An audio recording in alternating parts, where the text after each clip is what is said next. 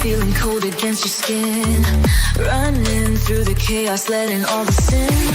Temptation in a bottle, ready for the night. Craving for the thrill, it's time to ignite. Dark desires burning bright. Echoes in the dead of night. No retreat, no looking back on this heart attack.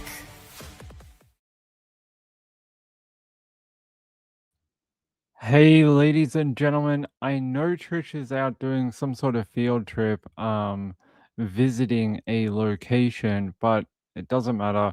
We're gonna hang out here if you want to talk true crime. I have some updates from around the world, including a story we did years ago. I feel like we did this maybe back in 2022 about these two girls, Asra and Amaal.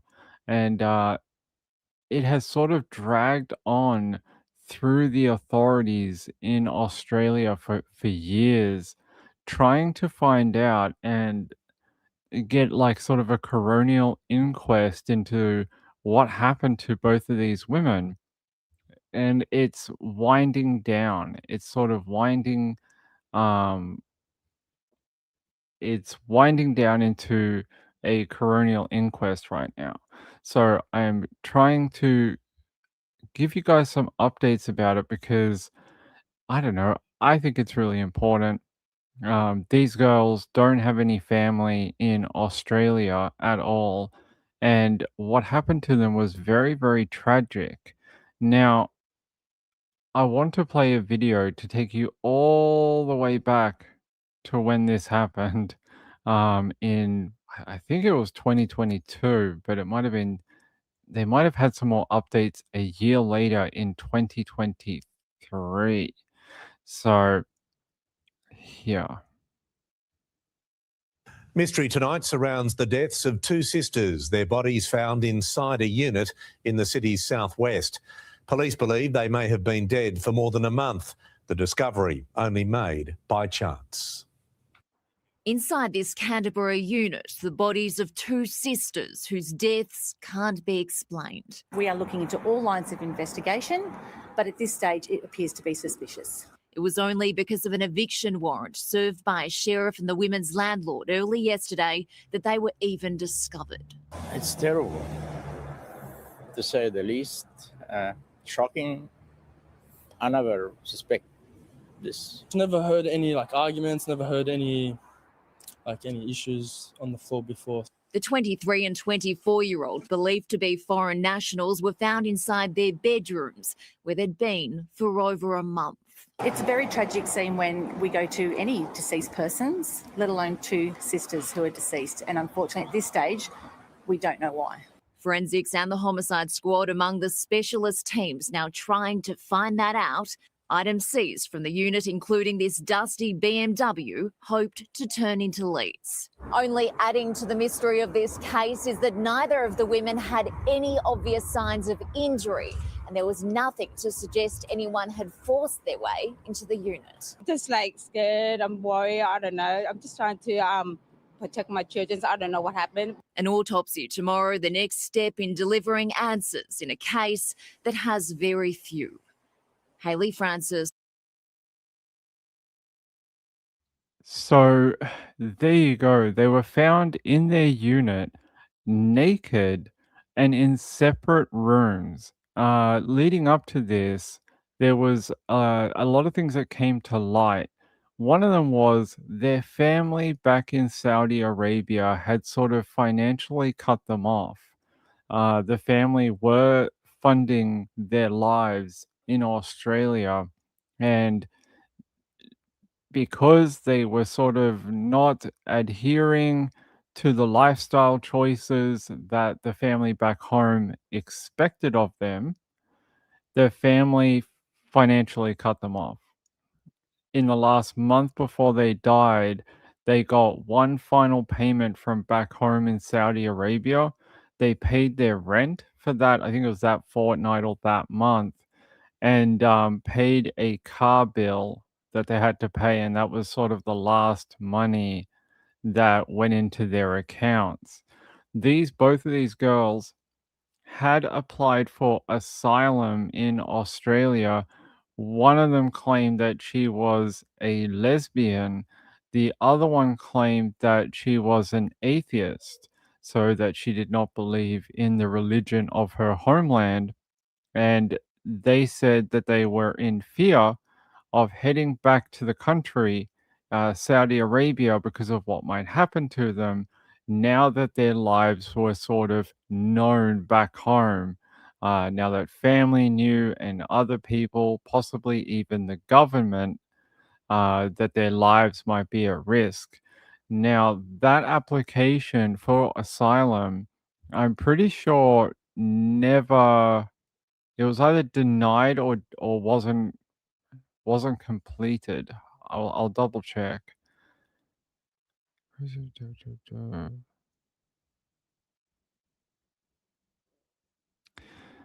Yeah, so both women had active claims with Home Affairs seeking asylum at the time of their deaths, and it was suggested they had been living in fear, having fallen out with their family in the Islamic kingdom. So that is what they're claiming is they tried to claim asylum, they got financially cut off, they felt, well, they can't pay for their lives by themselves because the family was helping quite a lot with money, sending thousands of dollars a month to Australia to fund their lives. Um, Marilyn said, did someone in the family have them killed? It doesn't seem so. There was that rumor going around early on. The girls had been fearful that someone was stalking them, some sort of like paranoia that possibly someone from the homeland had been stalking them in Australia, but those claims could never be substantiated. Uh, what they think is the girls drank a drink, and I have to be very careful how I word this. They drank a drink that would make them end up the way they did. I can't say any more than that because YouTube will put a giant banner under my video with helplines and things like that. They said the substance in what they drank, it takes the oxygen out of your blood and causes sudden death. They believe it could have been ordered off the dark web. Then they were in this apartment for a long time, months before the sheriff came around to evict them, thinking that they had been living in the apartment rent free when they had been basically dead the entire time. Now, they did do some biological testing of the apartment, and I will tell you what they found. Where is it? Should be up here.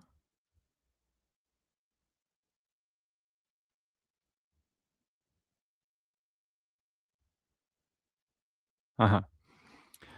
Toxicology reports, which were initially inconclusive, recorded unusual levels of sodium, nitrate, and fluoride. Sodium and nitrate, and then fluoride were detected. If you're a clever person, you might be able to figure out something out of those words if you know anything about true crime. And they believe that is what they drank. They drank this solution and they died, which is extremely sad for them to feel that there was no other way out. No one in Australia was going to help them. And, financially, they were a bit screwed. So, this is what they decided to do. They made a pact and died a very, very horrible death in their apartment. I don't know why they were naked in the separate bedrooms. I have no idea. But it is going to a coronial inquest. Now, I have never ever heard of a coronial inquest doing this, and I will here. A spokesperson for the New South Wales Coroner Court said a brief review of the case was conducted on February 9 and the file had been passed to State Coroner Teresa O'Sullivan, but no hearing date has been set. Furthermore, for most cases heard in the court, the coroner is assisted by a police prosecutor with specialized training in such matters. Police told Miss O'Sullivan the Alsehli investigation was too big for an individual advocate and it had to be referred to the Crown Solicitor's office. Too large of a case. You know, you think of all the types of death investigations and things that happen that get sent to the coroner, and only this one in particular, they had to do it a different way. The normal person that could do it in assistance with the coroner, it was too large for them. I don't know why, it doesn't tell me, but that is very interesting that the case is too large for an individual advocate. It is very strange. So we're hoping to get a coronial day in court, probably at Glebe Coroner's Court in Sydney, and hopefully find out more.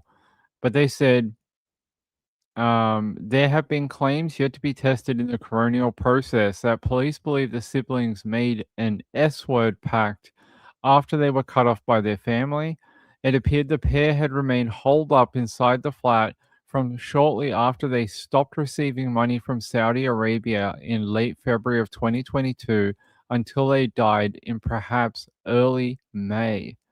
So they were alive for a period of time after that last bit of money came to them.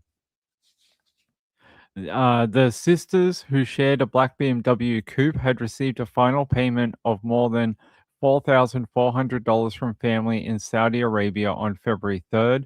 Amaal, who was in charge of the funds, paid their $960 fortnightly rent and then transferred $2,000 to her sister. Police carried out 3 welfare checks on the sisters in the months before their deaths as mail piled up outside their door. When the sheriff's officers came to a victim on June 7th, they located the 2 bodies in separate bedrooms of the unit. After coming to Australia in 2017, the sisters lived for a period in the western suburb of Fairfield, which has a large Arabic-speaking community. They enrolled at TAFE and worked as traffic controllers. In 2022, they applied for a subclass 866 protection visa, which requires applicants to have legally arrived in Australia and have valid reasons for seeking asylum. In their applications, Asra claimed to be an atheist, while Amaal said that she was a lesbian. Same-sex relationships and being an atheist are forbidden in Saudi Arabia, where the legal system is based on the strict interpretation of Sharia law. Reports published in Middle Eastern newspapers stated the sisters had renounced Islam. And they're saying here that in New York, there was a similar case of 2 Saudi sisters who were found dead beside New York's Hudson River in October of 2018, and that was also ruled an S-word pact. And they said they found those 2 sisters located bound together with duct tape around their waists after they had drowned. Their names were Tala and Rotana, and that was a while before this particular one happened. I was trying to see if we could find. I don't know anything about the New York one. I was trying to see if we could find anything about it. Maybe here?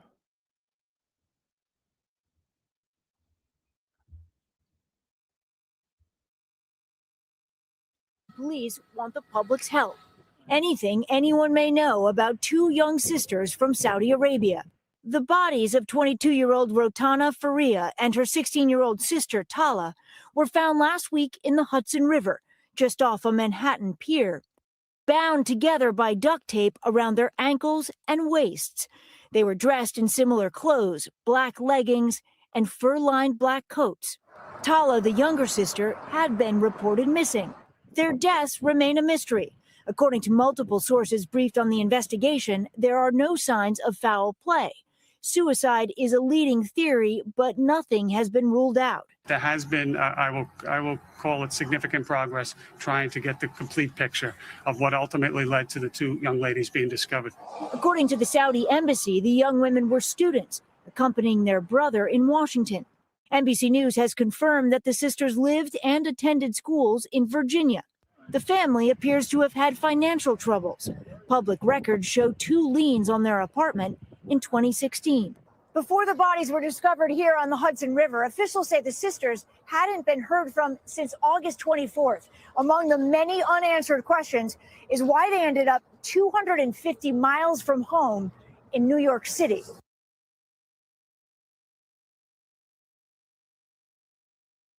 Yeah, so there you go.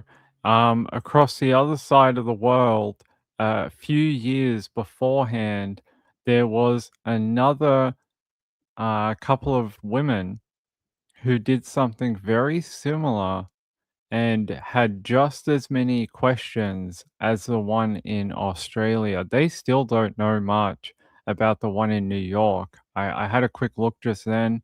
Seems like they've just sort of let it fade away and just ruled that it was deliberate, that it was something they wanted to do, and they've just left it. They really haven't gone much further than what you heard here. So, a very sad update, especially to hear that, it must have felt like they were all alone. And, hold on.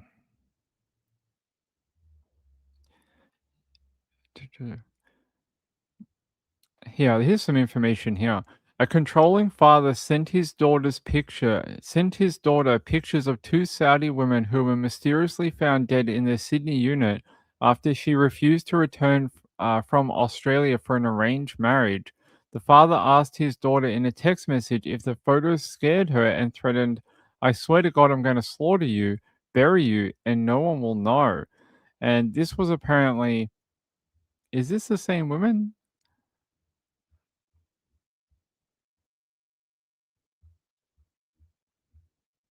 Ah, this was another Saudi family where the father had used the case that we're talking about as a threat to his own daughter because his daughter was in Australia and she didn't want to return home for an arranged marriage. So he sent her this message basically saying if she didn't return, she was going to end up like the 2 girls, um, chilling. Not fully related to our case though. So we'll have to wait and see what happens with this coronial inquest whenever we get there. I mean, this happened back in February of 2022. It is now 2026, and we still don't have a coronial court day. We still don't have a day when we might go to court and look through all the information and find out what happened to the 2 women. I don't know what year it'll end up being when we get there. It I hope it's this year, but no idea. No idea if it's gonna be, by the end of this year, which is, frustrating, I'm sure. The fact that these girls' file just keeps sitting in the system, with no ending, no answers, and nothing tested in a court of law. Because, there's a lot of people who think it is very suspicious that they were in separate rooms when they died. A lot of people are saying that if they wanted to do this and this was some sort of pact, why didn't they stay together? And why were they naked? don't know if it maybe sometimes when people drink these type of chemicals, they make you do weird things, like take off your clothing. I don't know if that is a side effect of what they did. It might be. Um, but it is a little strange that they were found separate in 2 separate bedrooms. You would have thought these 2 women who were so close only had themselves, really. They only had each other, and in their dying moments were not together. I find that very strange. Yeah, I would have thought, just like the ones we saw in New York, that they would have wanted to be together in their final moments on this earth. And the fact that they weren't, I think, is a question that needs to be explained at the coronial inquest. They need to they need to give some sort of theory on why that didn't happen. Um, yeah, have to find out why, because otherwise, you know, it, what if someone forced them to drink it? What if someone forced them, locked them in separate bedrooms? Maybe they were sent from Saudi Arabia to, hurt them because they weren't following the Islamic traditions, and maybe the family sent someone to Australia to deal with them. I mean, it's a far-fetched theory, but stranger things have happened in true crime. It's very possible, and the reason why there's no forced entry, maybe because he presented as a family friend. And it was like, "Hey, I'm not here to hurt you. I'm here to get you and your family talking again. I'm friends with your mom and dad. We're trying to help you." And then they let him in. This happens, makes him drink it, locks the door, and leaves. I mean, you can't say no unless they have some sort of security footage that they can say that no one went to their door in, between February and when they were discovered. If no one went to their door, then you don't have much of a case, but it depends whether they have CCTV or anything like that.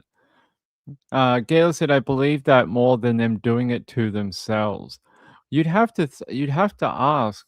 2 girls don't know the country very well, have only been here for a short period of time, are very dependent on their family overseas. How would they know how to use the dark web? I struggle with that.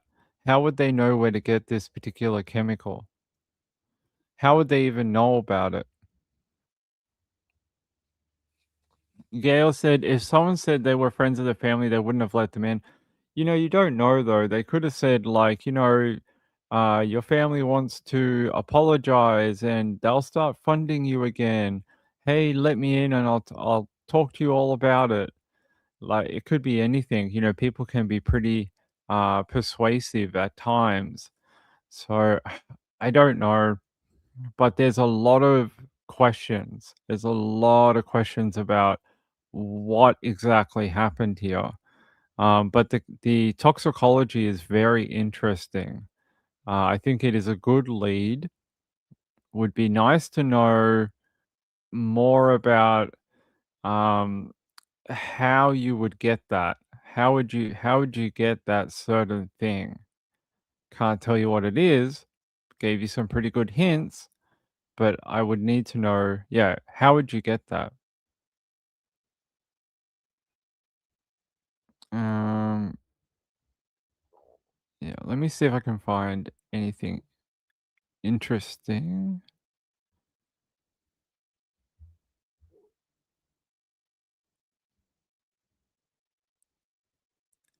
A lot of people thought it was carbon monoxide poisoning, but it's not.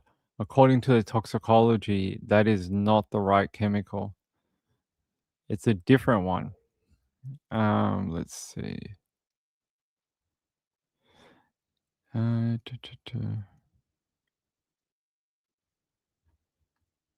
Yeah, it doesn't seem like many people have any insight. Not many people know them either.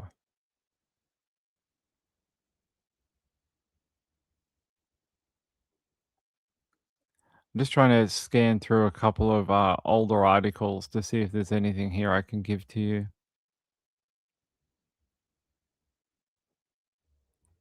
You know, the girls were very afraid that someone might have been tampering with their food deliveries. So they were getting things like DoorDash or Uber Eats to the home, and they thought someone was tampering with their food. For what reason or why they thought that, we don't know because they're not here anymore. But it was something that they reported to their building management, including a creepy guy who was hanging around outside. But building management also said they couldn't say whether that guy was just a guy visiting a business underneath the building or whether he was actually there for some sinister reason. But they didn't take any action against it. So there are some weird, I'm going to call it weird, you know, coincidences or happenings surrounding their sort of demise. But here, if we go,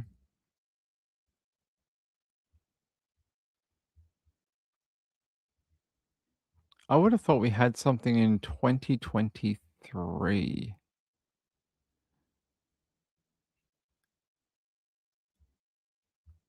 Okay, it's weird. Just trying to see why our local news hasn't given an update since that time. All right, I'm going to take you to ABC News. And police are investigating after the bodies of two women were discovered in the city's southwest. Crime reporter Mark Reddy joins us from Sydney. Good morning, Mark. Take us through what we know. Well, Steph, there appear to be more questions than answers at this stage. What we know is that there was a build-up of mail outside this apartment here at Canterbury in Sydney's southwest, and that got neighbours asking many questions. So they made a concern for welfare report. When police arrived, there was no visible signs of forced entry on the first floor of this building. They made their way inside and they found the bodies of two women believed to be in their 20s. Investigators at this stage believe they are related, although say that inquiries are in their early stages. What we also know is that forensics were here yesterday dusting the apartment for fingerprints. We also know that there are cameras outside the building. CCTV has been seized as part of this investigation. I'm told that homicide detectives are assisting Burwood local police as they try and work out what happened. But at this stage, police aren't willing to say whether or not they're looking for any attackers or potentially something else was at play. Steph? Mark Reddy, thanks so much for that.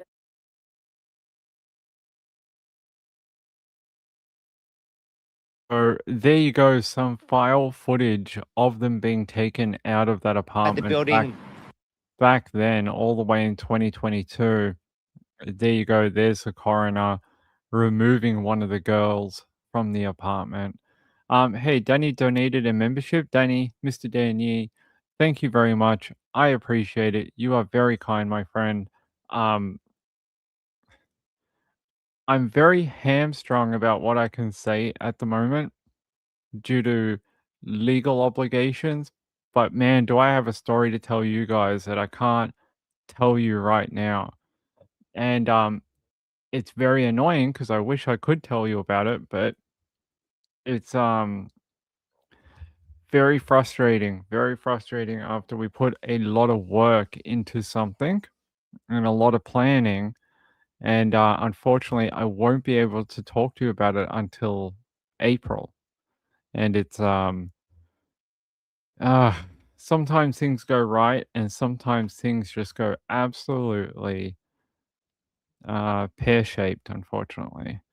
And it's no fault of my own. It's just things outside of my control. So I will tell you that story when we get to April.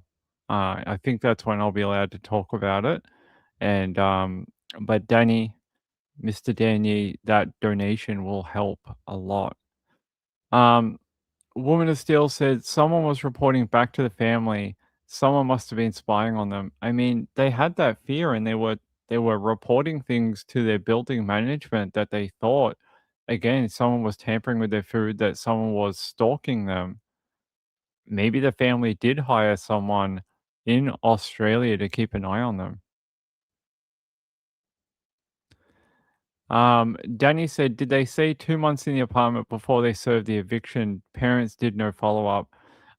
It is February, uh, March, April, May, June.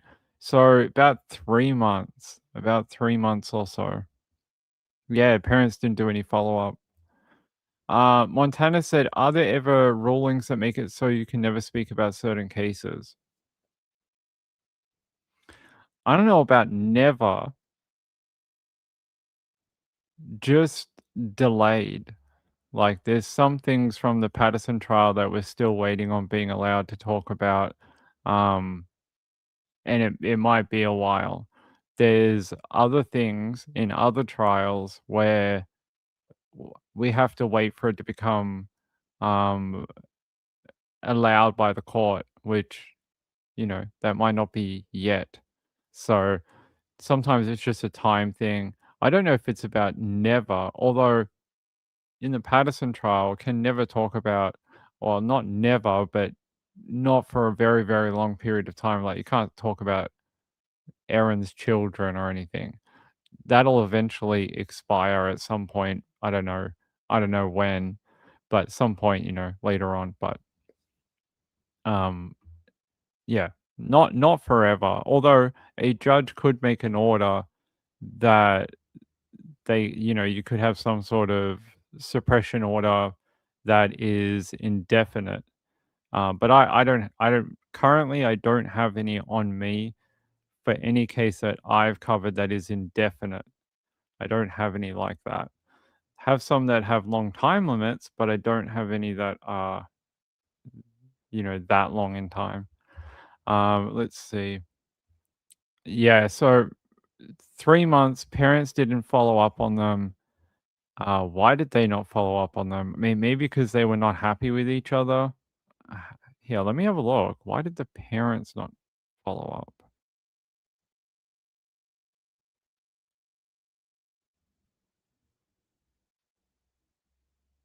Just trying to see.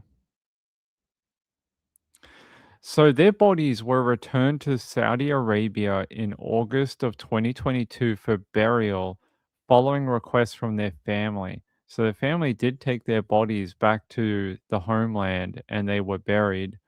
Let's see.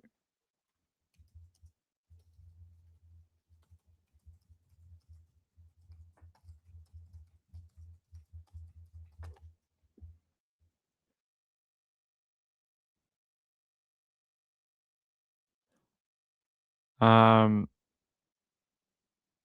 Here, despite the rift, they reportedly spoke to their father at least once in April of 2022, shortly before police believed they passed away. Because they were adults living abroad and had established a highly private life in Australia for 5 years, a gap in communication may not have immediately alarmed their parents. Their sister's mother had visited Australia once previously but did not like it and returned to Saudi Arabia. The family remained in Saudi and, following the sister's death, instructed the Saudi consulate to act on their behalf rather than traveling to Australia themselves. There you go. New South Wales Police stated that the family has been cooperating with the inquiries, and there is nothing to suggest the family were suspects in the deaths. So, yeah, welfare. Who called in the welfare check? Was it the real estate agency?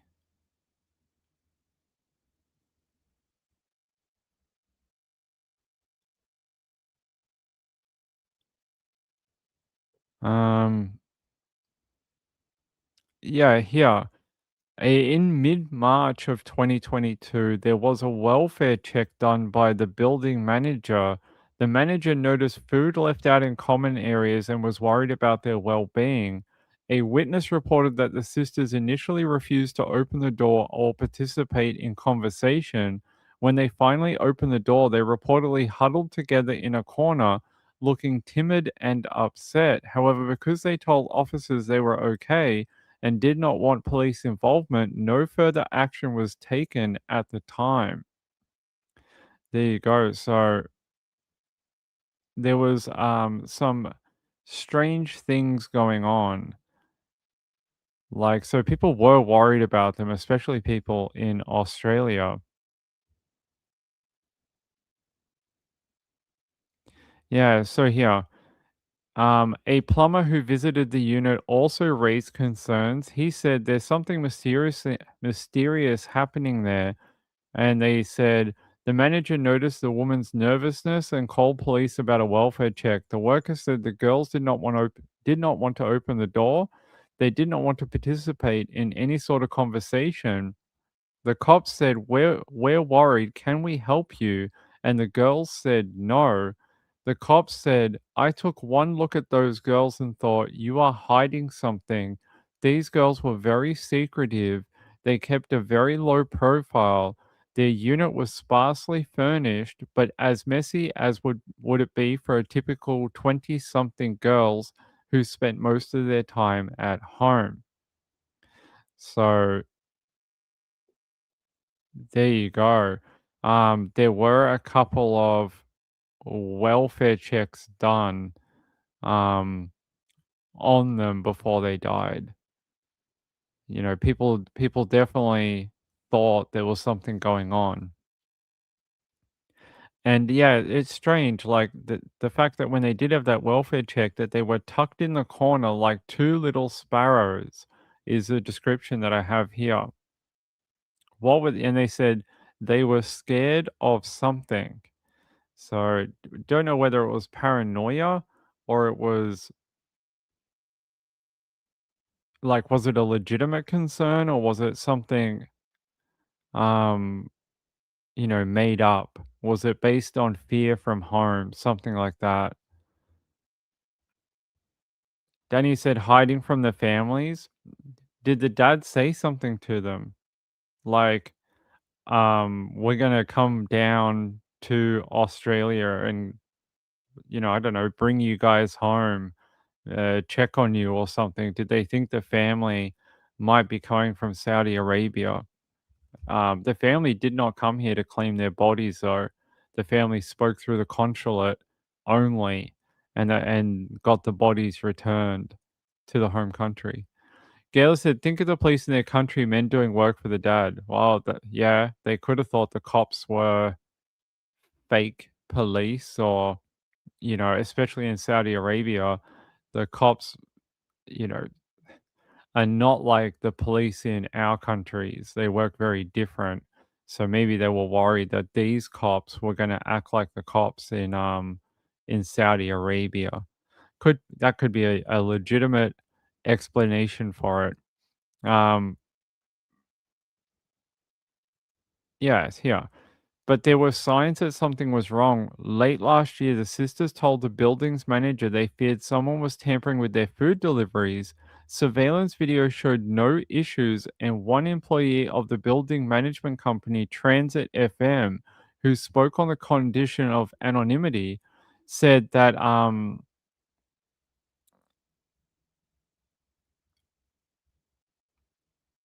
wait, I think they just said that they feared that there was someone tampering with their food. So they were scared of the police, thought someone was tampering with their food, and then reported a strange guy who was hanging outside of the apartment building. There you go. So they were definitely afraid of family, maybe family sending people to check on them, possibly. It could have been something like that. Let's have a look.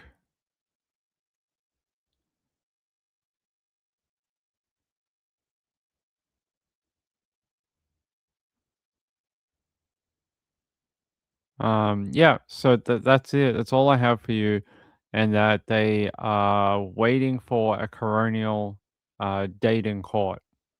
So when we have that, when that actually happens, I will bring it to you. But at this point in time, we all we know is the file is complete. It has been given to the authorities that need to have it, and we just got to wait. We just got to wait until, I don't know, till someone makes a decision and says, okay, on September 20, we're going to have a day or a week in court, and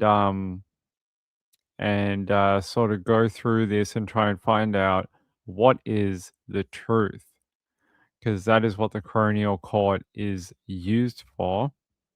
By the way, apparently this is the bedroom. This was their apartment. The inside of it, there's the bathroom. So there's bedroom 1, bedroom 2. There was like a dining lounge area, and then a kitchen, and then a balcony. And there's the kitchen. There's the bathroom. There's the main living area. And there's your balcony.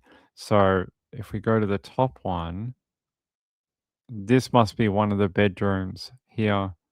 Imagine that, being so close to people on the outside of the building.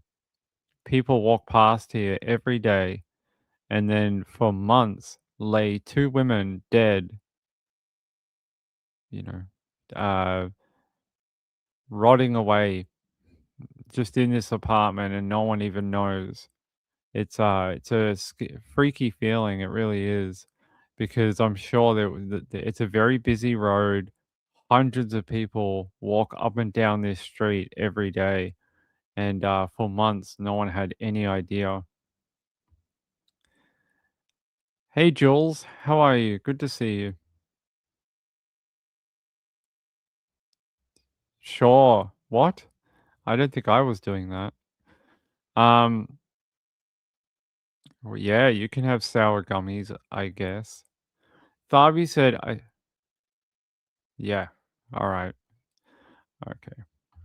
All right. Let's continue. That is all I have on that. Um, hopefully we get a day in court. I don't know when that'll be. There's no update. It just seems like no one's concerned. Like no one gives a crap. It's like everyone's like, yeah, they're dead. Their family doesn't live here. We'll get to it when we get to it. It might be 2032, but we'll get there one day. That's how it seems. It doesn't seem like anyone is in a rush to get it done. All right. I want to talk about a missing woman, because why not? We talk about hundreds of them every year, but there is a woman missing from Australia, from Perth, and I want to show you this photo from WA Police. This woman, here you go. Her name is what? Oh, we already knew about that. That's all right. This lady, her name is Sherry Lee Vincent, and she's 53 years old. Hasn't been seen since Thursday. Believed to be driving a white 2024 MG SUV northbound on the Mitchell Freeway in Innaloo, Perth Inner North. So that is the west coast of Australia. About 11:25 a.m. in the morning. The license plate is 1IDU 197. And they're saying here that they're not sure what happened to her. People in the comments, after they released a traffic cam photo of her vehicle, which is here, do you see something abnormal in the photo? Do you see something strange? I'd love to know, because if she's a woman, only she is missing. What is going on in this photo? I want to know what you think after examining it. You're supposed to all be true crime sleuths and supposed to be very good at solving mysteries. So solve this mystery? I want to know because I have the answer, but I want to see if you guys can figure it out. So, what is going on in this photo for a missing woman?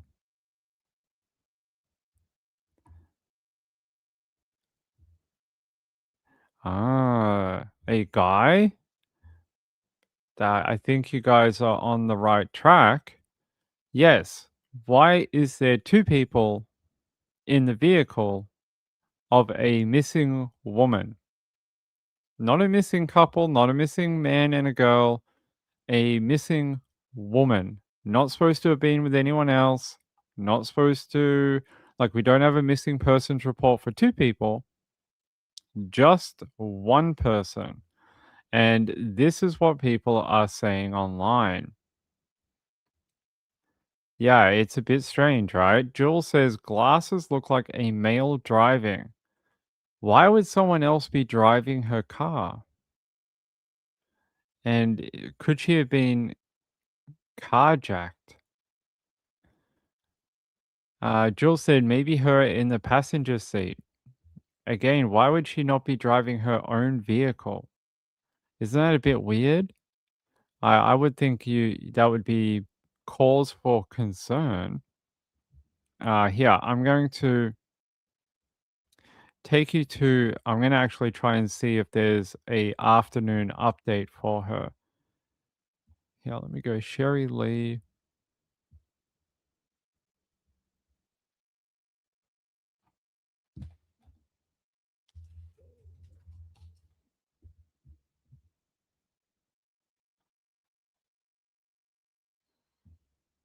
Hmm.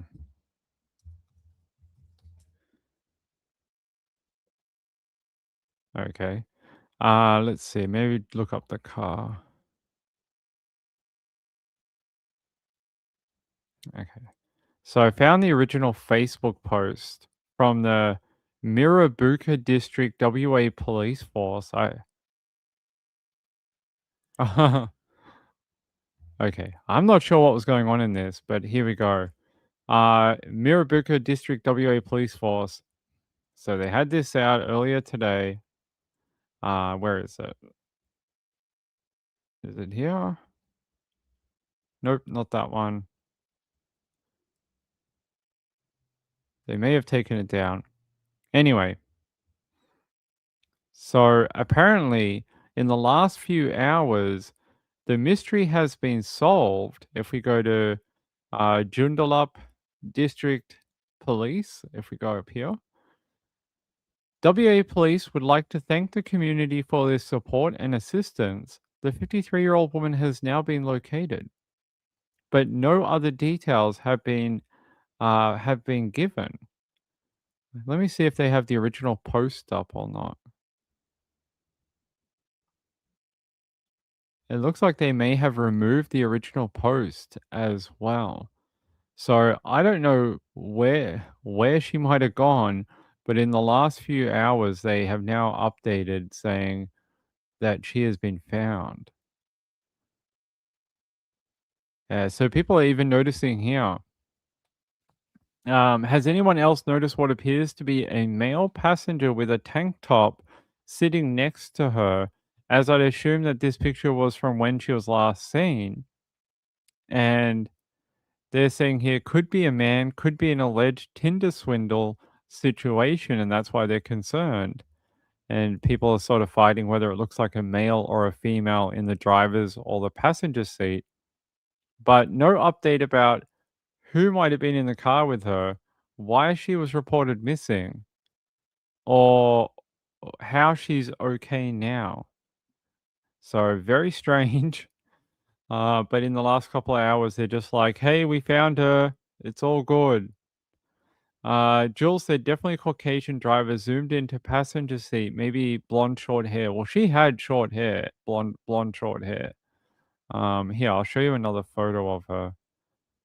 Well, look, it takes a lot for the WA police to put out a full profile type thing like this on a person.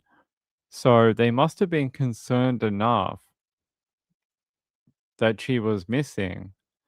Well, it's good that she's been found, but I hope there's nothing else going on in her life that led her to ending up on the national media. So I hope that's not what's going on. Kathy said, woman in the passenger seat is talking on a phone. Yep. Chipmunk said, that's good that she is found. I agree. That's not fair. I know. Four Sons Mum says, I think she's the passenger. Yeah, I think she was not driving. That's what I think anyway. Let's go back to that photo. So wherever she ended up and with who, it may be a mystery for the ages now. There we go. I'll really zoom in for you. I would have thought that this was her in the passenger seat, and this was a fella. This was a guy. But look, either way, the cops are saying that they're not worried about her anymore. Maybe she ran away from her life for a period of time. Maybe it was a deliberate disappearance. Adults can run away. They don't have to tell anyone where they're going. So maybe that's what happened, and someone got over eager and reported her missing. That could happen. That happens quite frequently, unfortunately. So there we go. Solved and talked about all in 5 minutes. All in 5 minutes. You guys don't have to wait for an answer. All right, let's go to America. I want to see if we've got any updates in a couple. Oh, no, really? I didn't see this earlier today. Okay. Do you guys remember we spoke about a young guy called Thomas Medlin who went missing around Suffolk County in New York after I think they said that he might have been going to meet up with someone from his game Roblox. Do you guys remember this when this happened and his mum was really worried? He was from Long Island. Well, apparently they found his body today. I'm going to take you back to when it happened originally,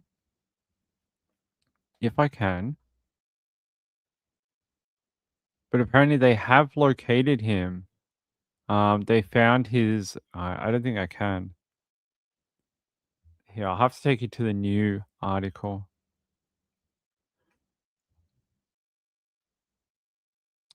Body of missing St. James teen Thomas Medlin found in Brooklyn.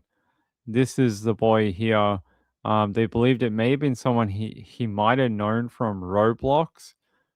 And they're saying Suffolk County PD announced Thursday that Thomas Medlin's body was recovered from the water off Red Hook in Brooklyn on March 7.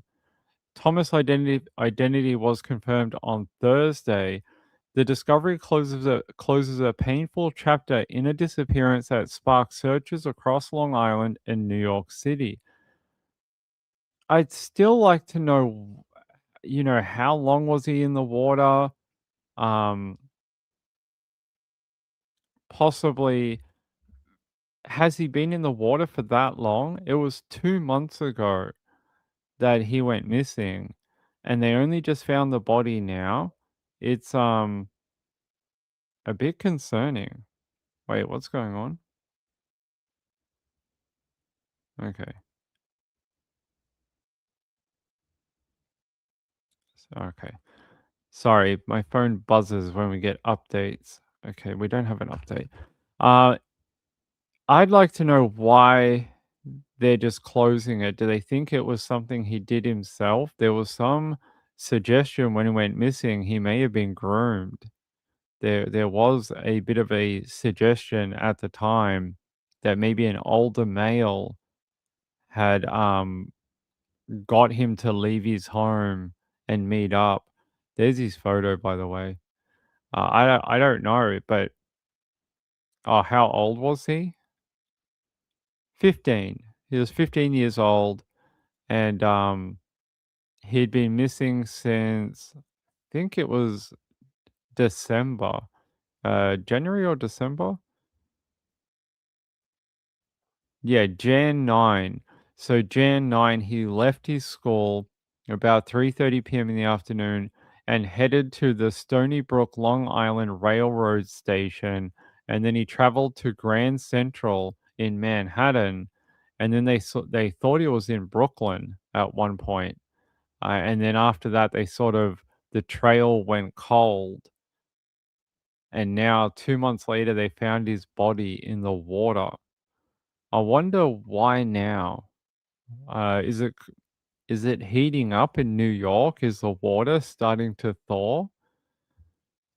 If they found him in the water not far from where he was last seen too. Let's see. I'm gonna just go to News 12 Long Island. We'll listen to the update here. Well, right now, new details about a missing St. James teen, and that includes where he was last seen and a possible link to someone he met online. News 12's Daniela Rodriguez spoke exclusively with the teen's mom. Eva Yan says these textbooks are exactly where her 15-year-old son, Thomas Medlin, would sit at the kitchen table every day. Need handwriting. She says he's been missing since January 9th, just after 3 p.m. Police say after leaving school, Thomas came to the Stony Brook LIRR station, boarded a train, and traveled to Grand Central. From there, detectives say they located his phone in Lower Manhattan, and most recently spotted him on surveillance video in Brooklyn. He has never left us. Yan says detectives believe Thomas met someone online through the gaming app Roblox and was planning to meet that person in the city, something his family says is completely out of character. Competition. She says Thomas shines in school, has won several awards for music, art, and sports, but most importantly, she says he has a kind heart. Everyone loves him. Family and friends have organized search parties throughout the city and Long Island for weeks, but what worries her most is her son lost in the city ahead of the upcoming storm. With the weather coming cold, we have to check on the homeless shelter, looking for those locations. But Yan and her husband say they want their son to know how loved and missed he truly is. I just can't believe why he left in the first place. We just want him to be safe. Police are asking anyone with information to contact Suffolk County Police or call 911. Roblox tells News 12 it is That was from when he originally went missing. No more information other than they found him in Upper New York Bay off Brooklyn's Red Hook neighborhood, which is, not too far from where they thought he traveled to on the train. I'm not sure why he would go there or what the significance of that location might be. I don't have anything to explain it for you, unfortunately. Just that's where they found him. What are they saying here? Yeah, found in the water near Red Hook in Brooklyn. Yeah, New York police announced the discovery of human remains in Red Hook on Saturday, but did not provide further details at the time. Awfully sad. Awfully sad. I wish we knew more about whether this was suspicious or if they thought it was self-done. But they don't even give us that. They don't even tell us if it is, something they're going to keep investigating or not.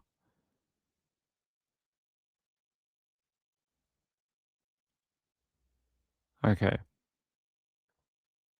The department said there was no indication of criminal activity in relation to his death. So there you go.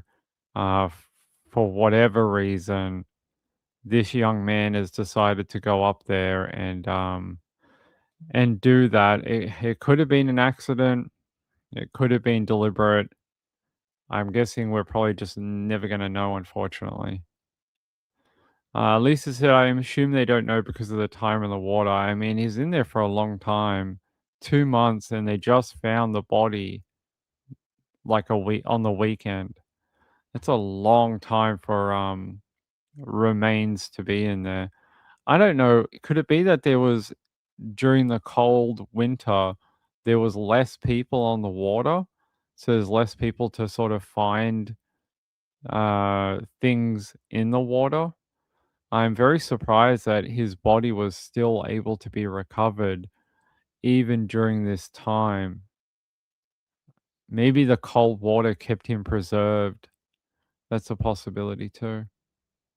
So it's down near here. It's a huge area. Check this out. So there's Red Hook, and they found him somewhere off the waterway here. I mean, to think that he was floating around in this water for 2 months is heartbreaking. It really is.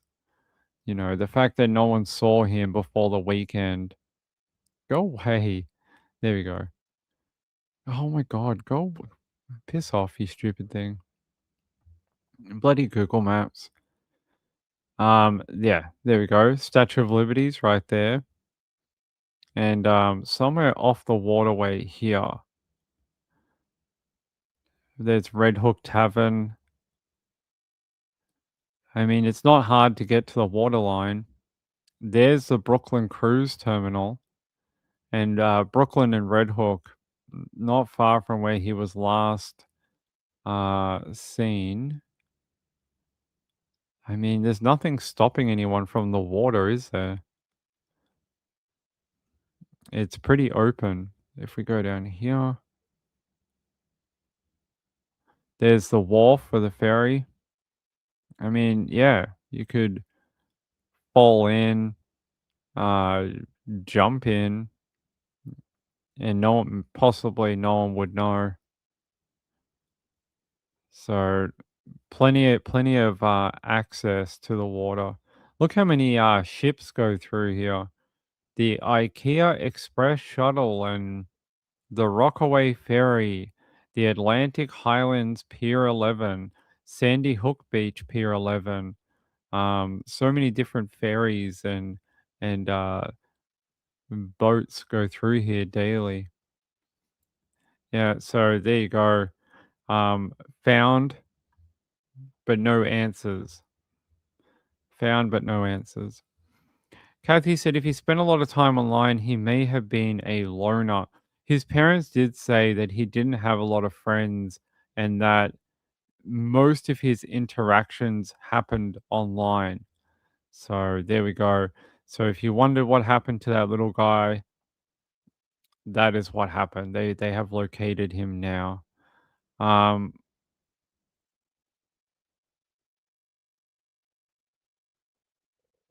Okay.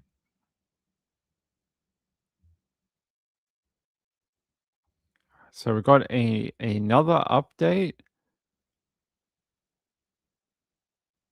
So there was a guy, there was a story we spoke about last night, Madison Fields, and a 43-year-old married father of 2 was picked up in the investigation. He should have been in court today, and I want to see whether he was.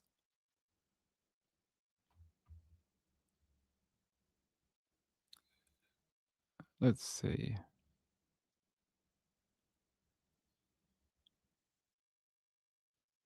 Nope, that's not it.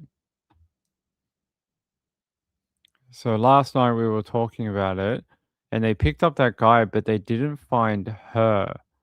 And I wanted to see whether there was any new information about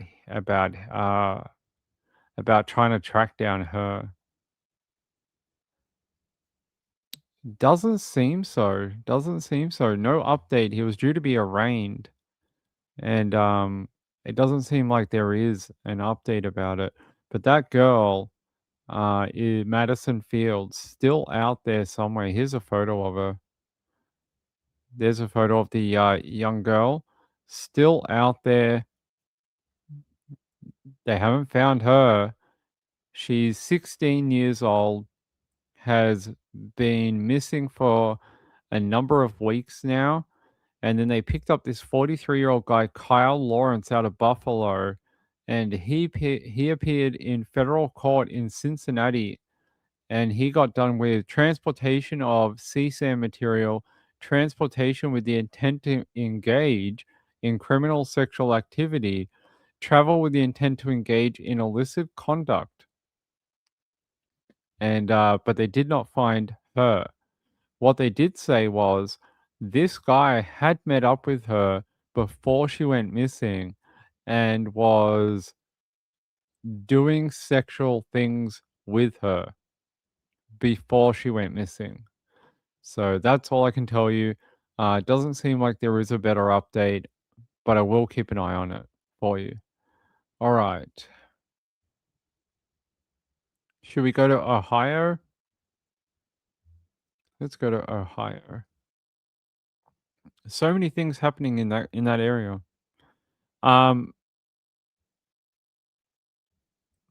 Man charged with tampering in connection with the hit and run investigation in Clermont County. Let's listen to this one. He's 19 years old, Joshua Lavoie, and he's been charged with tampering with evidence in a hit and run.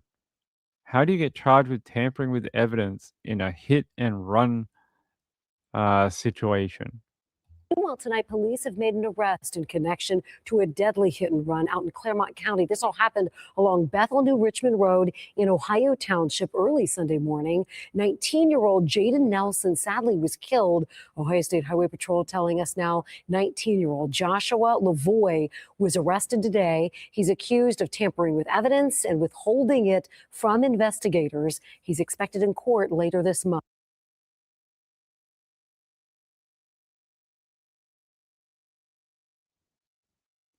Seems like I'm gonna have to tell you.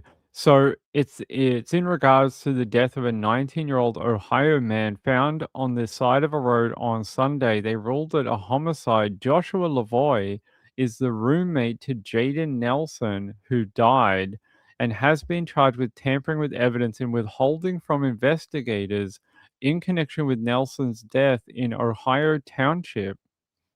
Nelson was found dead on the side of the road about 4 a.m. on Sunday.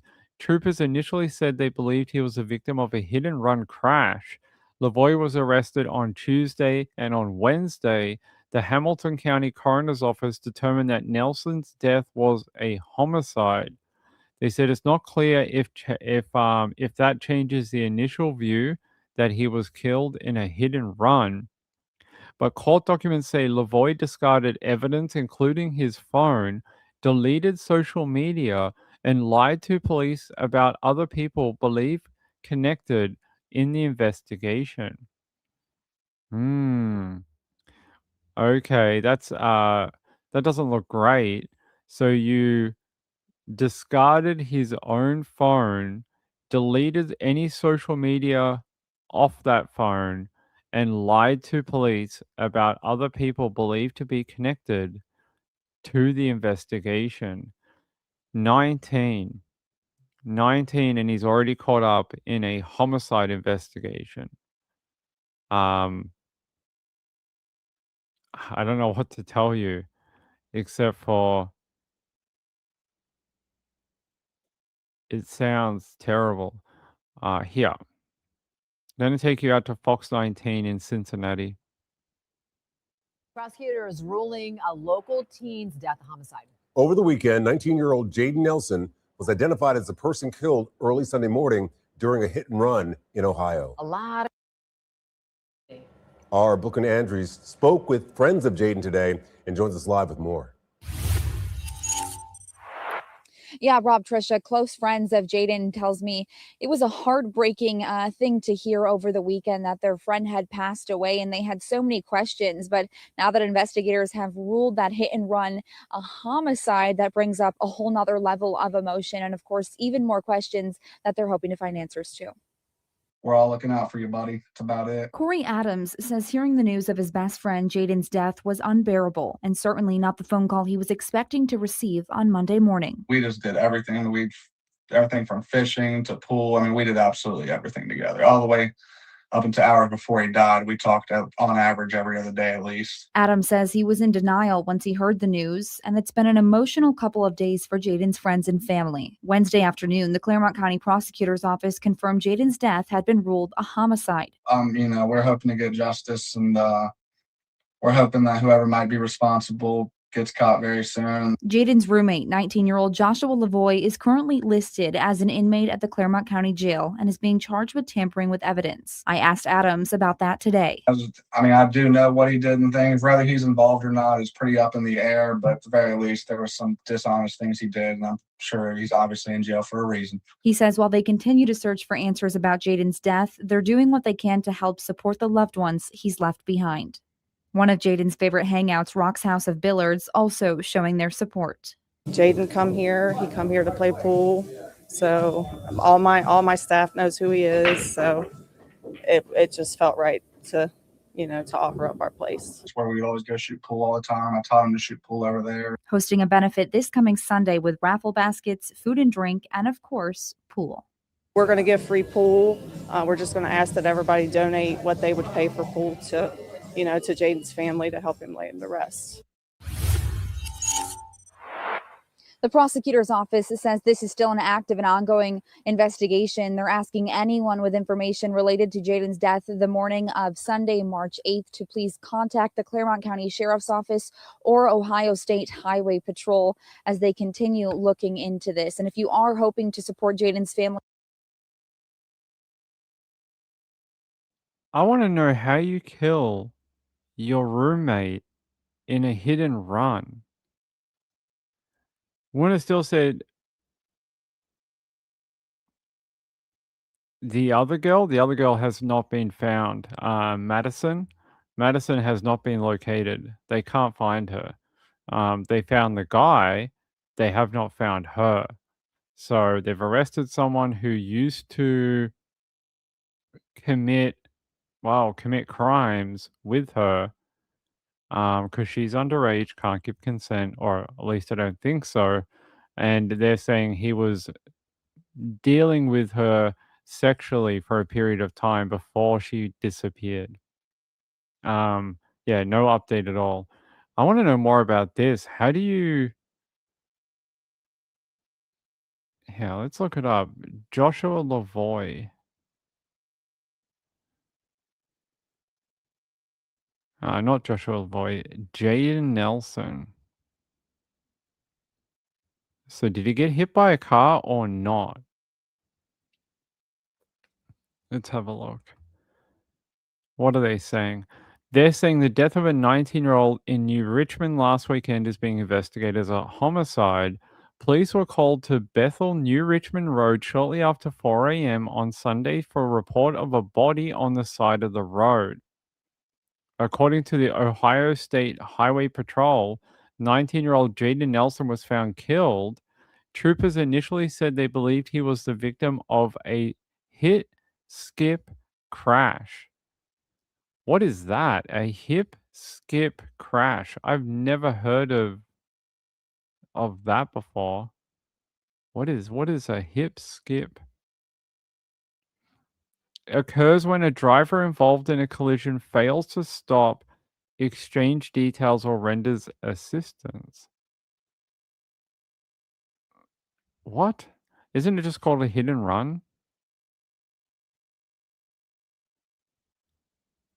I think it's just another name for a hit and run. Yeah, just another name for a hit and run. So look, that's what they're saying. They're saying they found him on the side of the road. I just want to know how do you kill your roommate with a car? Like, did you kick him out of the car and then hit him? Like, why were you not in the car together, especially at 4 a.m. in the morning on a Sunday? It just doesn't make a lot of... It doesn't make a lot of sense.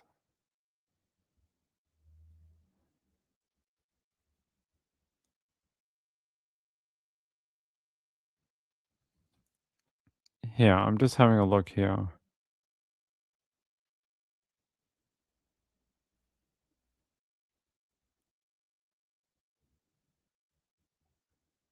Um,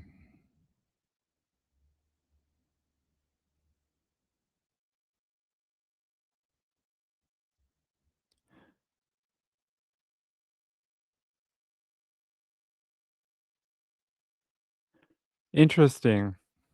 According to a local reporter, Karen Johnson, she said, according to their preliminary investigation, they thought it was a hit and run. But apparently, in a press release sent by the prosecutor in the last 24 hours, they are not mentioning a hit and run at all, just that it is a homicide. So they're saying a gun might be involved. Geez, how do you get that so wrong? How do you go to find a body on the side of the road? You're like, "Yep, it's a hit and run." And then they're like, "Dude, the guy was shot to death. How is it a hit and run?" Look, they're saying there might be a weapon involved. That makes more sense to me than a hit and run with two roommates. Doesn't make any sense to me that he'd be hit by a car by his roommate. So they're saying a weapon might have been used. Let me see if I can find more about a gunshot.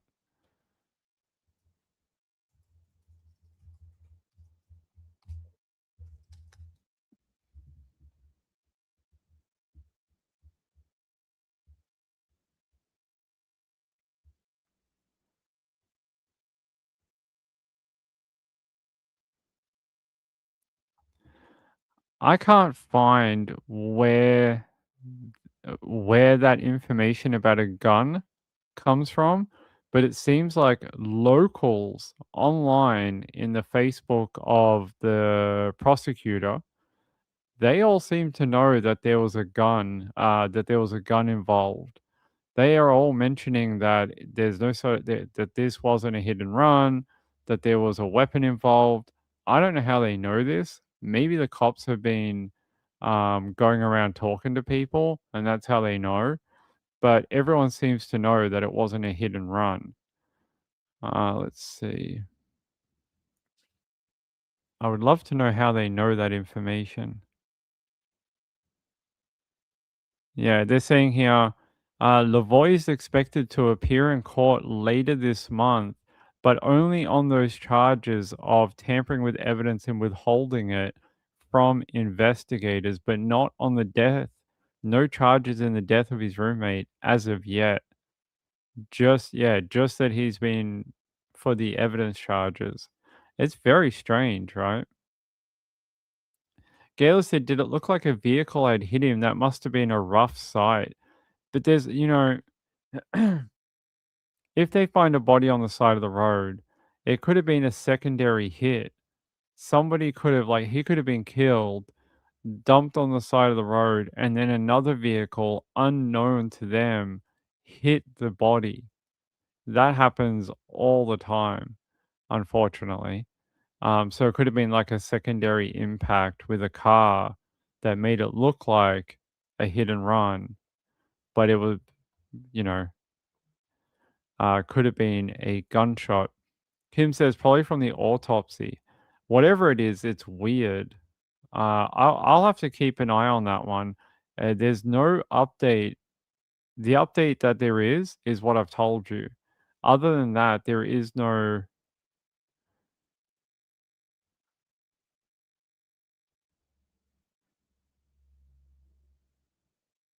Interesting. A family member shared this. Want to spread info about my cousin's close friend, Jaden Nelson. My family cared deeply for this young man. Around Sunday, March 8th, around 4 a.m., he was killed in a hit and run. So they're saying it's a hit and run.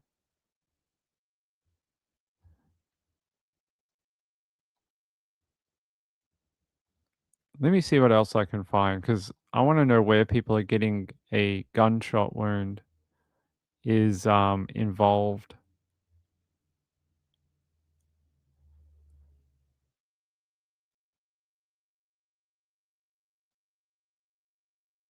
That's not got anything to do with it.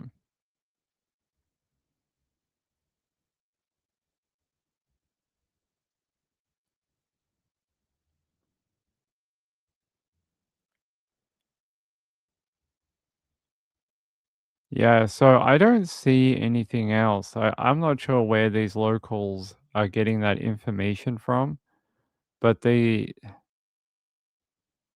all seem to be talking about the same thing. I don't know.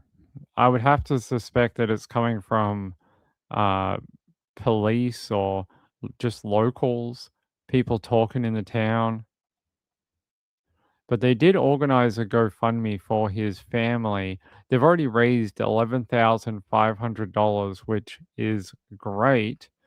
Here's that GoFundMe for his family. And they say here, my name is Melissa. We recently lost my cousin Jaden unexpectedly on March 8 due to a hit and run. All right, I give up. I don't know where the information is coming from. Isn't that weird? There's a lot of alternate information seems to be floating around, but no one seems to be able to like source the information of like where is that information coming from? Who is giving out that information? I'm just trying to see if there's county prosecutor.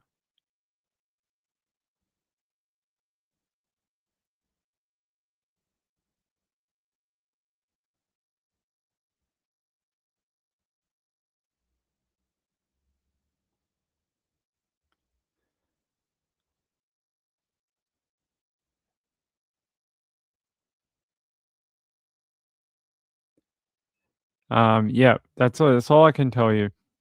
All I can tell you is that even the roommate, they haven't placed charges on him for the actual homicide. That's it. Let's see. Danny says, hit the thumbs up on my way in. Hey, my friend, how are you? Good to see you. That makes sense. Yeah, I would have thought so. Anyway, if I get more updates on it, I'll let you know. But he's not due back in court till the end of the month. So I don't know if they're trying to teach him a lesson by keeping him in jail for a few weeks and being like, hey, buddy, this is what your life's going to be like if you don't, start telling us the truth.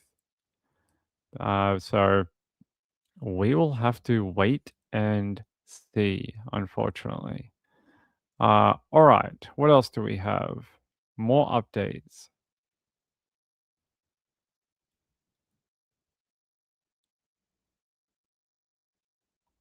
We can maybe go to Alabama. I'm going to take you to Alabama and the disappearance of the Chalk family.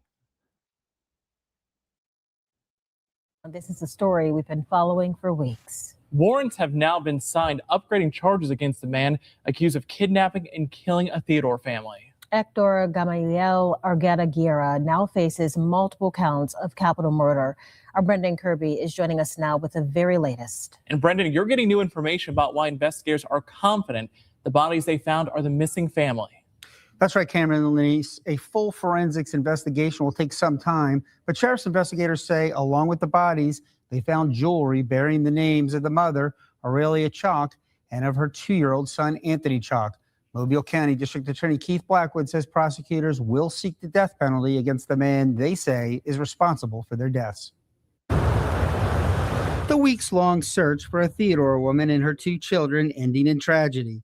Mobile County Sheriff Paul Birch says investigators on Wednesday found 3 bodies in a wooded area of Baldwin County associated with Hector Gamaliel Argueta-Guerra.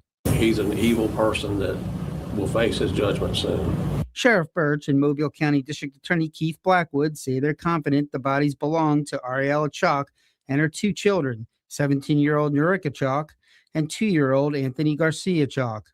Conclusive forensic identity will take some time. There is enough evidence in this case for us to determine that this is the Chalk family that we've been searching for. The property where the bodies were found is located in a wooded area off Downing Road, east of Summerdale, one of several properties linked to Argueta-Guerra where investigators previously had searched.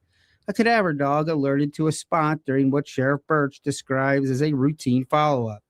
This is the spot where investigators found the bodies in a shallow grave. Investigators spent Thursday continuing to gather evidence at the scene.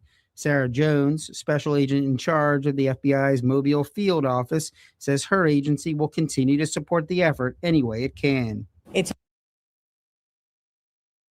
So is he a spree killer? Is that what he is? Not a serial killer, right? He'd be a spree killer. At least that's what I would think.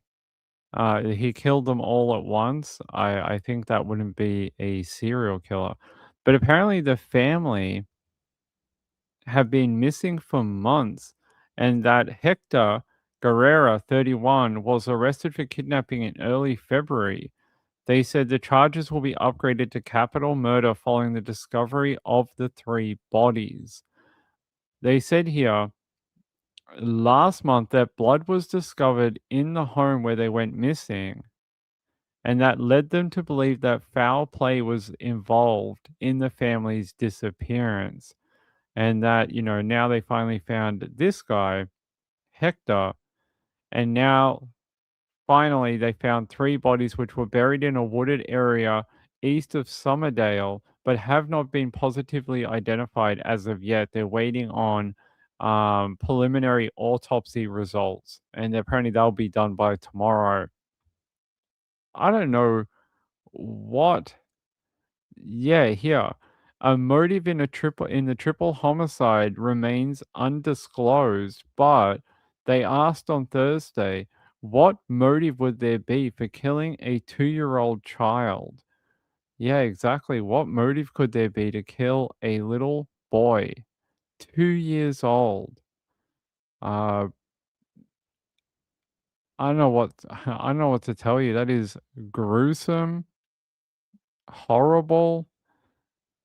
And you sort of ask why? Why would somebody just do this randomly? Yeah, I've got a timeline here for you. So January 30, they were last seen 7:30 p.m. by neighbors. And then on the next day, January 31, neighbors awake and try to make contact, knock on the door, no answer. Neighbors call daughters, they come over and go through a window of the residence. January 31st, the same day at 3:04 p.m., the authorities come to the residence. No suspect given at time of call. MCSO interviewed multiple people and began looking at the surrounding area. And then, like we heard, they found blood inside of that home, which made them think it was a homicide. Awful, awful. Thursday morning. How far away is Somerdale from Mobile? Okay, if we go to maps.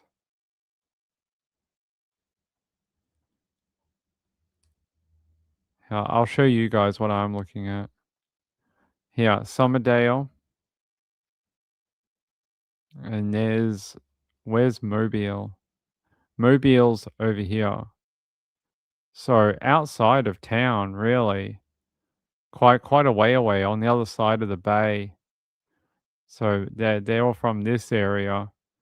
And they were found all the way over here somewhere in Somerdale, buried in the woods. And as you can see, there's a lot of rural type areas where he could have done something like that. You can see all the way down here. Plenty of places to pull off on the side of the road and hide your heinous crimes, really. I don't know. I don't know if we'll ever find out in this one what a family of 3 deserved to be abducted from their home in the middle of the night, taken out to a wooded area, and buried. Authorities say they will seek the death penalty in the case, and the charges will be signed today, which is Thursday. And what else here? They say Guerrera, who is from El Salvador, faced aggravated attempted homicide charges in 2015.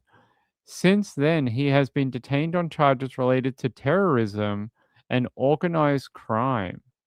This guy has done everything: terrorism, organized crime, homicide, multiple times. He sounds like a dangerous individual. And the part of the story we don't know is, why did this family and him cross paths? What was that catalyst between them to be in each other's lives? Because they don't provide anything of why they would even know each other.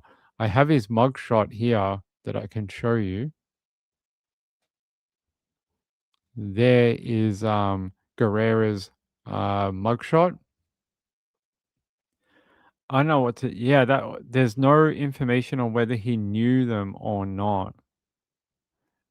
Laura said that reporter is very blah speaking, no emotion or anything.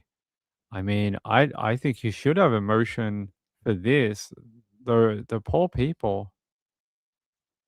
This is the thing. Revealed last month that blood was discovered in the home, in addition to cash and cell phones that were left behind. Doesn't seem like a robbery. Not if they're leaving cash and cell phones behind.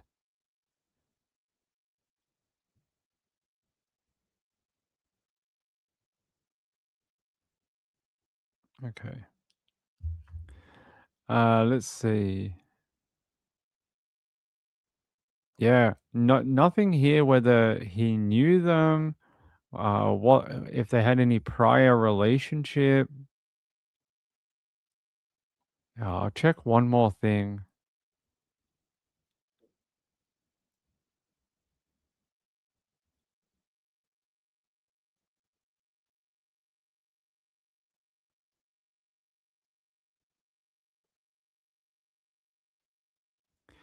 Yeah, they said while official forensic identification is pending, jewelry bearing the names of the children were found with the bodies. Court records indicate all three victims suffered sharp force injury from an edged weapon. The suspect, an El Salvadorian national, was reportedly in the U.S. illegally and had active warrants for terrorism-related conduct and participation in a terrorism organization in El Salvador. There you go. So I thought they were old charges, but they're not. They're active. So he's wanted for a lot of very bad things. There's the family, by the way. Who would want to kill him? For what reason? It is very sad.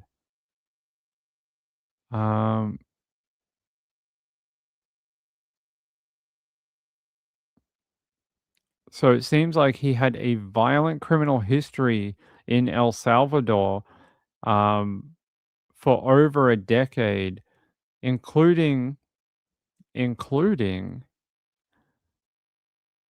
being a gang member. So he was a gang member over there too.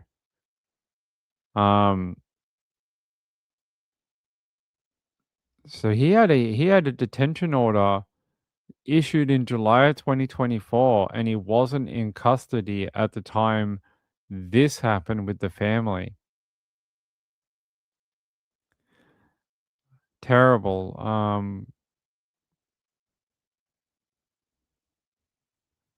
Yeah, that's all I have. There's no background at all. But apparently he will appear in court shortly on the upgraded charges.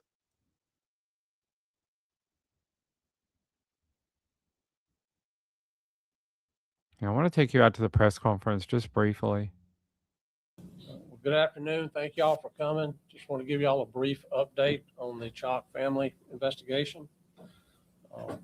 I have with us today is Sarah Jones with the FBI and PJ with the Department of Homeland Security Investigations. Wanted to first say that, our suspect's real name is Hector Gamilio Argueta Guerrera. He's 27 years old and has an extensive history in El extensive violent criminal history in El Salvador. Some of his history. Before they get into that, I just want to say, Lisa, thank you very much for the donation to the PayPal. I appreciate it. I can tell you, in 3 years of doing this channel, I've had some hard weeks.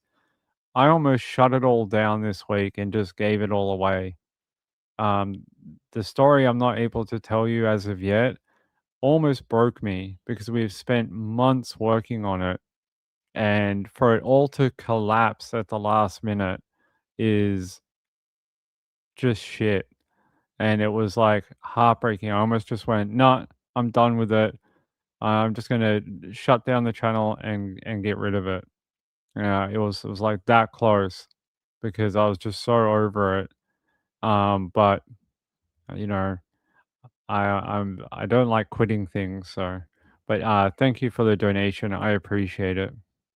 Includes terrorism-related charges. He still has 2 active warrants related to terrorism and has previous history of aggravated homicide in El Salvador. So, you know, he's clearly a much more dangerous individual than what we originally thought.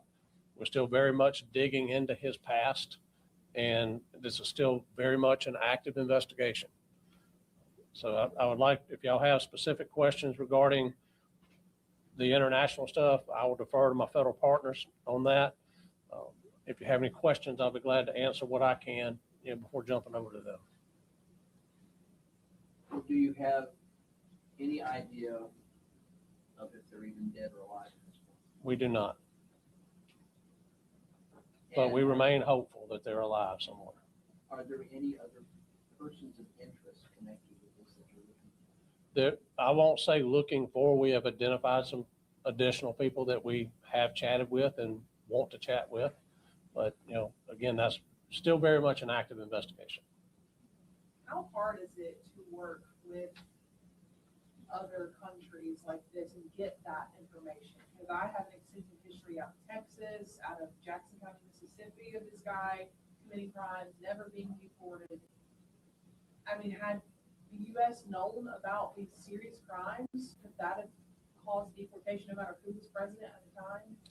Well, and I'll let PJ speak more to that, but the way it's explained to me, El Salvador had a protected status during that time, regardless of your criminal history, and therefore he was released, which makes no sense to me. And can you explain that? So, because El Salvador had a protected status, he got let go. And now we have the homicide of 3 people. It never ceases to amaze me how short-sighted the government, people, authorities can be. You know, so often we hear of like, oh, he was wanted on these charges. And then 5 years later, they're like, oh, quadruple homicide. And this guy, you know, he had a history and this didn't happen. He should have been in jail and he's not. Happens so free. It's just ridiculous. Those people, if he had been sent back to El Salvador earlier, they may be alive today. And that's really freaking annoying and sad.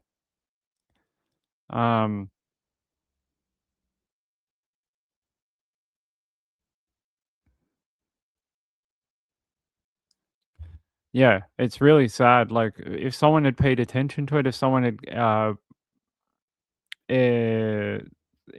had just got him out or kept him in custody or sent him back to where he came from, that family might have been here today.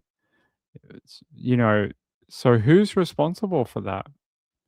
Who's going to stand up and be like, oh, I screwed up, that's me? Let me guess. No one? No one will? But it's because we'll all just be like, oh, well, they're dead now. What does that matter? And we'll just wait for the next family to be killed. It goes around and around and around, week in, week out. We hear about these families where someone who probably should be in detention, should be monitored, isn't, and they go on to commit some sort of like escalated violent crime. I think I've read hundreds of them, and it's disgusting. It really is. Let me see.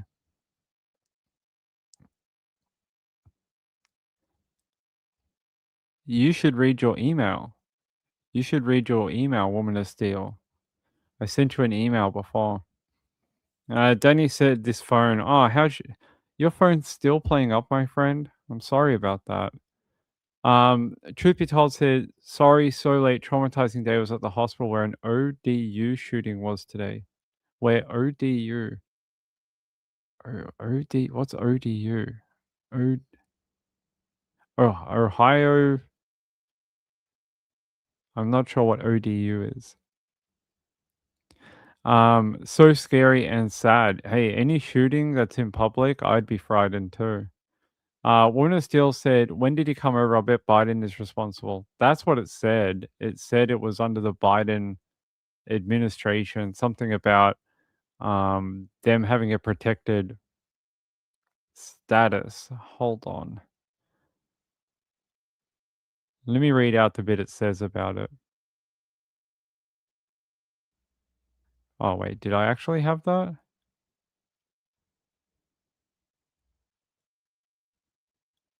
Here. They said in the press conference, we wouldn't be standing here today if this defendant, who has an extensive violent criminal history, was not released under the Biden administration in 2021, adding that the former president bore responsibility for the family's deaths. There you go. That's what they said in the press conference today. Because apparently he had an active detention order for the participation in a terrorist organization that was issued in July of 2024. He had already, despite that record, he was released inside the USA in 2021 after previously being ordered to be deported. So this guy should never have even been on the streets in the local area at all. So I don't know. I'm not sure who's supposed to, he shouldn't have been, even now, like, I mean, we've had a new president for a period of time. Maybe they could have caught him a little earlier too. From protected status.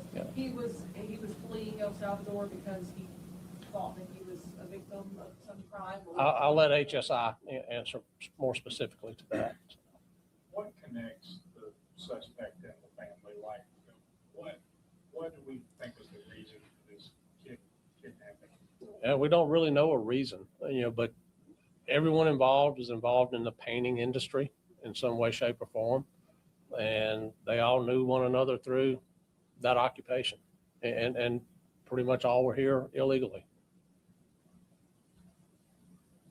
What year did this allegedly happen in El Salvador as far as these warrants against? There's a number, it spreads over a number of years. So we're going to provide y'all with some documents that will lay out the different charges in different years. Again, they just word things a lot differently. Their process is different over there.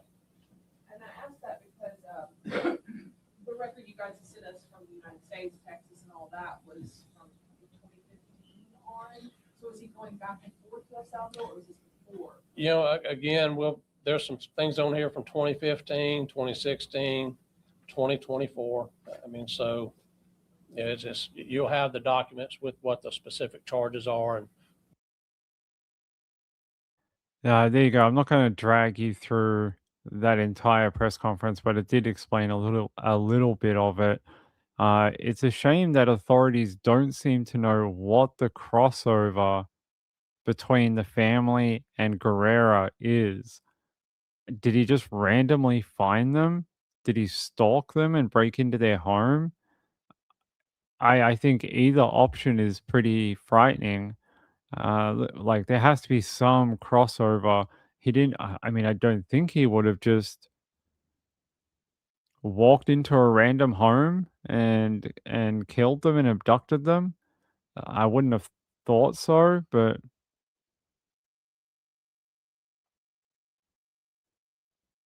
I'm just trying to see if there's any background at all.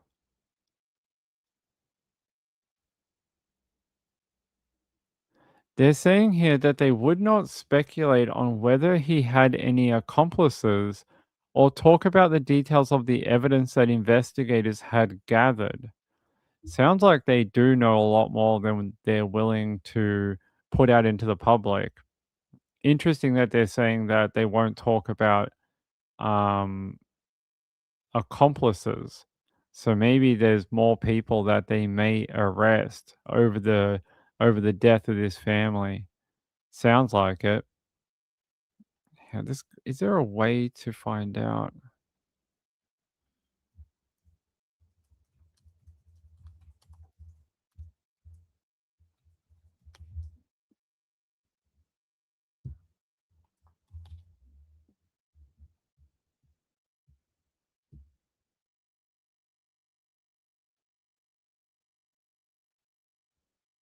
Uh-huh. Okay. While official reports haven't detailed the prior personal relationship, investigators linked Aurelia. I'm probably saying it a bit wrong, but she's the mom to Hector through digital and forensic evidence. Following the family's disappearance, investigators used cell tower analysis to place his phone on the same route as a black van connected to the family's disappearance from their home in Theodore, Alabama. So that's interesting that they used cell phone tower analysis to do it.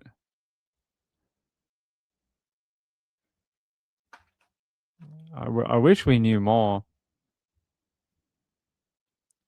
Let's see. Do they mention it here?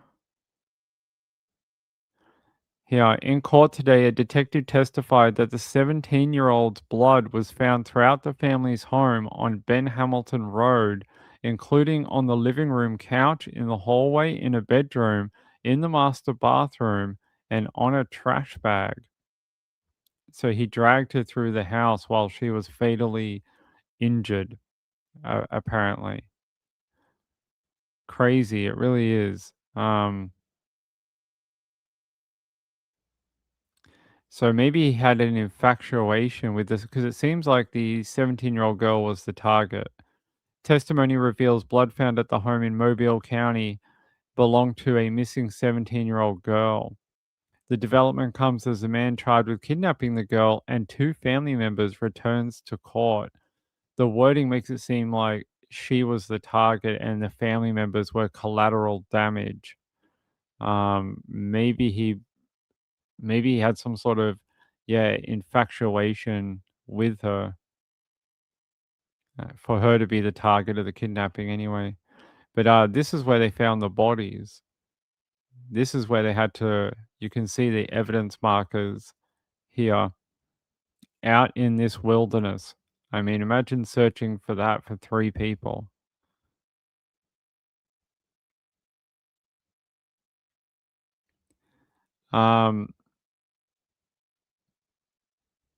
Was this more like a hit? No, it seems like it was targeted against the daughter.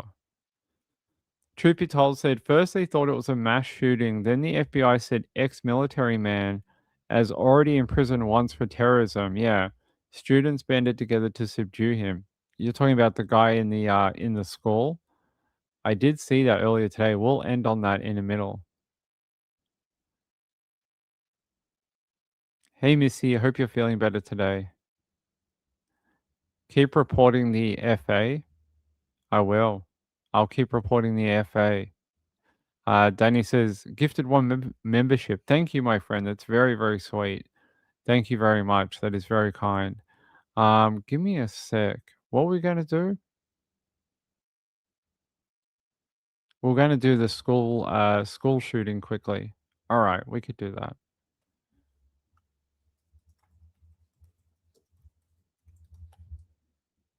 The Old Dominion shooting. I'll do a quick update on that one. Yeah, we'll go to WSOC TV 9. You're watching Eyewitness News. We're live at 5 o'clock, and we start with news Breaking in just the last hour, a man who tried to buy assault rifles in Charlotte, then served time for his role in a terror plot, is now the suspect in a deadly shooting at Old Dominion University in Virginia. That's all according to the FBI. Good evening, folks. Good to have you with us. I'm Evan Donovan. And I'm Danielle Miller. Scott and Erica have the night off. Let's get you up to speed on those breaking details. One person is dead and 2 others were hurt in the shooting in Norfolk, Virginia. The gunman is also dead. Sources tell ABC News the gunman walked into a room around 11 a.m., asked if it was an ROTC class, then shot the instructor after someone said yes. Tonight, the FBI is investigating this as an act of terrorism. They say the shooter is dead because a group of brave students stepped in to subdue him. My heart dropped. I didn't really know what was going on. I just know I had to leave immediately. So, and it was pretty scary at that point because I didn't know really what was going on or how close, the threat was. So it was terrifying.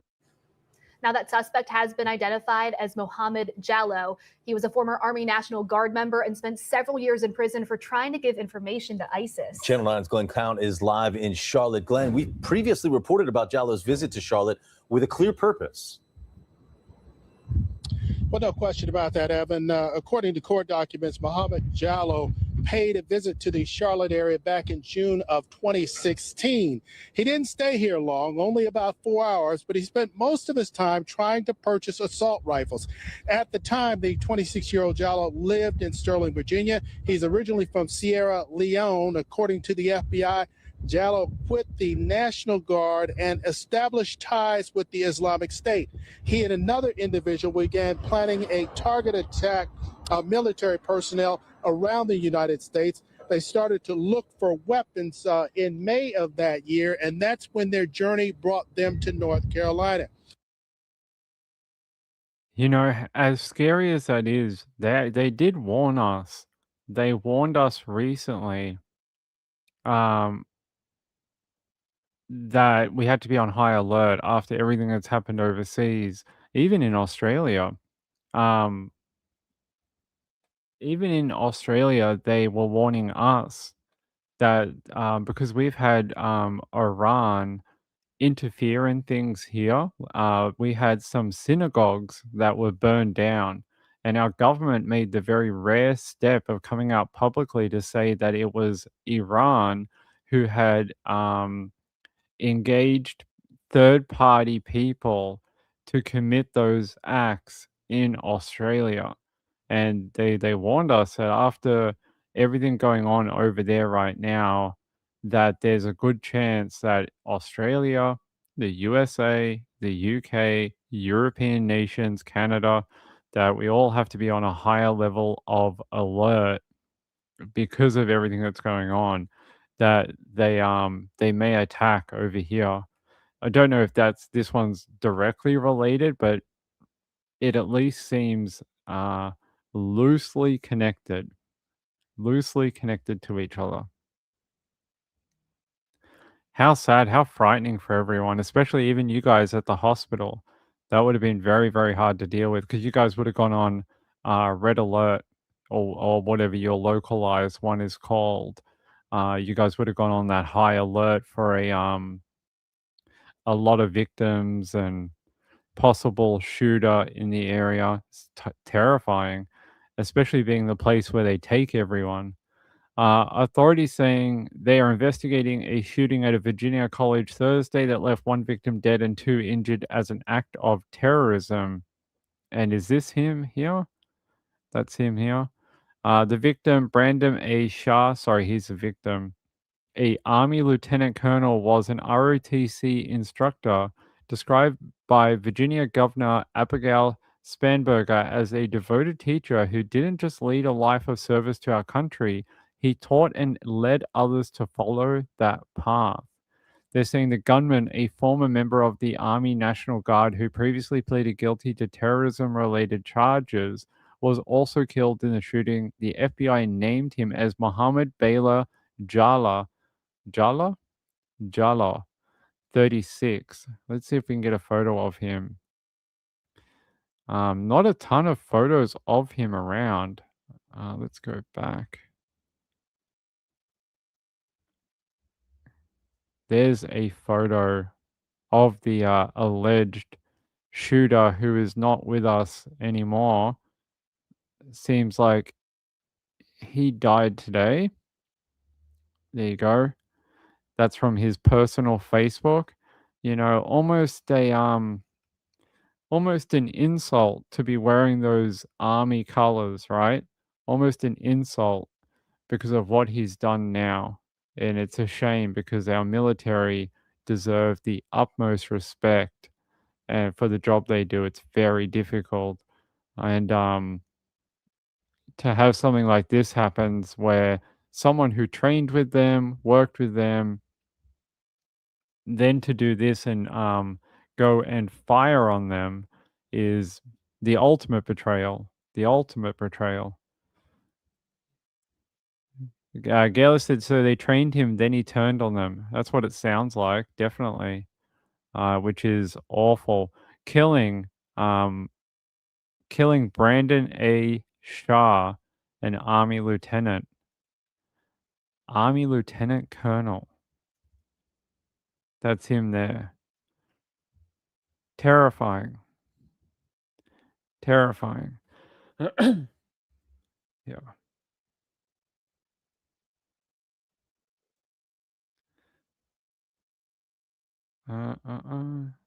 Okay. Funny. They're saying while law enforcement officials have not yet confirmed a motive, federal authorities said in the previous 2016 case that Jallo was involved in a plot to murder U.S. military personnel. And then, as you heard in that video, traveled to North Carolina in attempt to buy an AK-47, but the gun owner refused to sell it. Good work to the gun owner.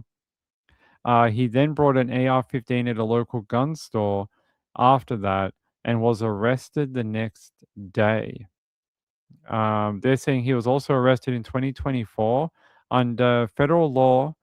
Defendants, he was released in 2024 from that one when he was sentenced to 11 years in prison. And what does it say here? He said here to the judge in 2017, this entire crime is not who I am, it's not who I plan to be, and it's not who I have been. You sure about that? You seem to just talk rubbish to the judge. Because look what you did today. So what you told the judge in 2017 doesn't ring true, does it? The USA are holding all our oil? I hope they're not. We need that oil. We got plenty of things to cook. We need lots of things to cook. No, I'm just kidding. All right. What time did we get on here? 3:30? 2 hours ago? We should wind up. All right, ladies and gentlemen, let's get out of here. It's been a late night. Hey, I want to thank Mr. Dan Yee and Danny, both Dannys tonight, both Dans. That is very kind of both of them for gifting memberships, and to Lisa Foster for the super chat for the donation to the PayPal. I appreciate it.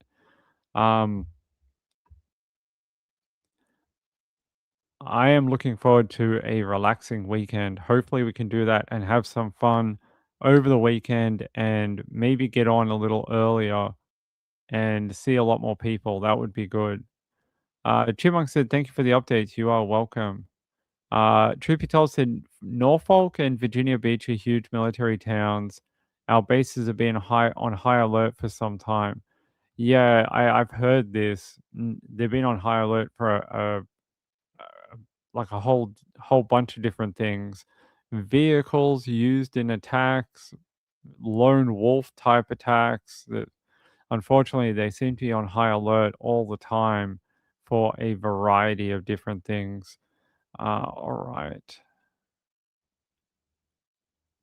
All right, 5:30. 5:30. All right, let's get out of here. I love you all. I'll see you tomorrow. Hopefully earlier. Have a good night, everyone. Bye.